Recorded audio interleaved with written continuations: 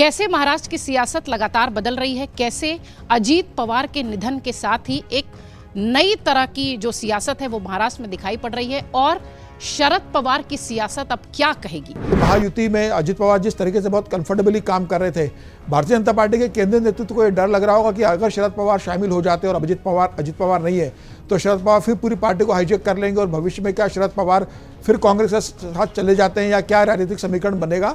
तो मुझे लगता है पहले अभी फिलहाल शरद पवार को दूर रखने की रणनीति बनी है।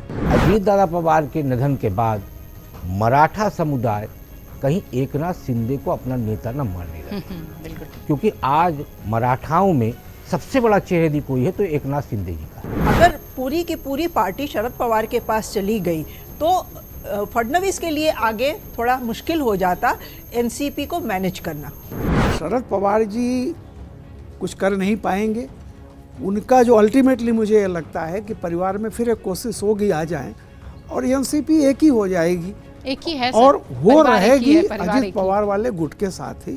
शरद पवार जी का अब एक ही है, सुप्रिया सुले को कैसे क्या करें। अब ये तो शरद पवार जी को सोचना है कि वो एनडीए में जाकर के एनडीए के पिछलग्गू बनाते हैं सुप्रिया सुले को और अपनी पार्टी को, या अपोजिशन की स्पेस को भरने की कोशिश करते हैं। शरद पवार एक समय में मराठा योद्धा, मराठा नेता और शेर जरूर थे।